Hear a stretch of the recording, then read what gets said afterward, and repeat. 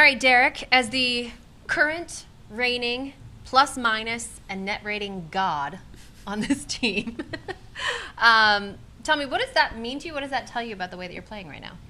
I mean, it's cool. It's not something I'm really focusing on or really think about during the game or anything, but, it's cool to, when I'm not there, try to help impact winning the best way I can, and I think that kind of reflects in that, so that's pretty cool to see. It used to be JT, but it's now you by about more than 20 points when you look at the plus minus. Do you let him know that? And then also, you did hear MVP chants last game, so is he aware of that?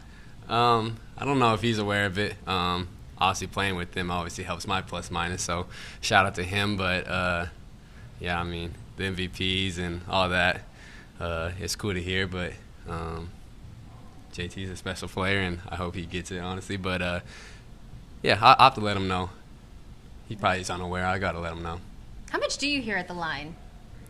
You hear that. You kind of, especially at home, usually it's nice and quiet, so it's, you definitely hear that, and it's a good feeling. You mentioned playing with JT helps your plus minus, but your net rating actually very good when JT is off the floor, and that's a pretty recent development over the last 10 games. What changes in you when you're out there without him? Then I'm playing with JB, and so that's just another great player in this league. So, those two make it really easy, especially adding KP and Drew and Al, and Sam's shooting crazy, and Peyton does a lot of great things for us. So, just on the court with great players at all times, just going out there and competing and trying to make winning plays. Ever the humble guy. Speaking of Kristaps, he said recently on a podcast that his favorite thing, what he loves most about you, is that you always make the right play. And what he dislikes most is when you don't do that. But how did you learn to do that? How have you developed that skill?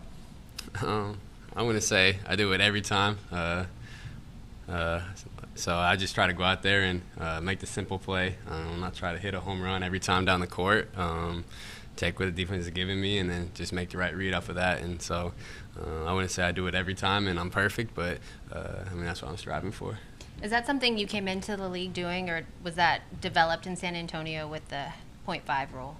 Yeah, I think I kind of did it before, but then just getting drafted to San Antonio, and I think I watched Manu his last year in the NBA, and I was like, he's not doing anything crazy out there, but he's super effective here at 40, so I just got to took the little things from that and just kind of went with it. So definitely being drafted there and learning from a guy like that, it made it a lot better for me.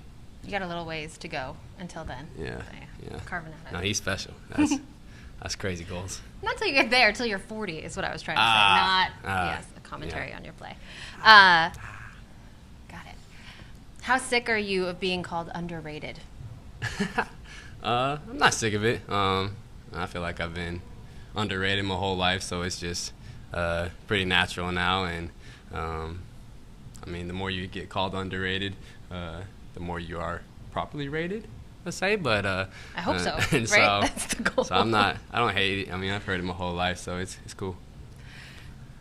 Playing the Cavs tonight, and that backcourt that they have in Darius Garland and Donovan Mitchell, with you and Drew Holiday, how has the chemistry developed, and do you guys kind of draw straws for who starts off on who? I wouldn't say we draw straws, but a lot of mixed matches and stuff happening during the game, and so just having that confidence in whoever's guarding them is going to make it difficult for them. Obviously two great players, and it's going to be a challenge for us, and so Drew does a great job every night, whether it's a point guard, a center, a power forward, doesn't matter, and that's what makes him special. Are you a fan of the Stock Exchange nickname that your dad is trying to get going? I'm not. He was out here. I was like, did you really come up with that, or did you hear it somewhere? And he's like, no, he really came up with this. So shout out to Ramblin' Wreck. I consider us friends, me and Ramblin' Wreck, because we've talked and we chat online. He would say you guys are friends too. Good. Oh, that means a lot to me. Thank you. When he texts you after a game or calls you, what's the stat that he looks at and points out to you most? Is it those stocks? He doesn't really send me much of the stats. I mean, he kind of saves that for Twitter, but he doesn't share that with you yeah, too. That's just for us. Yeah, oh, for I appreciate the it. important people. Let him know. I Yeah. appreciate it. But he just comment like whatever happened in the game. Like he'll text me before the game, like this is a big rebounding game or big transition game or something like that. So then he'll just text if I did good on that or not, and tell me to go say hello to his grandkids. How are the kids? The two now. You getting any sleep yet? Yeah, they're doing great. They're healthy, doing well, and wifey has been holding it down for sure. And but it's just great having them, and they've been big blessings. Moms really are the superstars. Derrick, thank you. Yeah, for sure.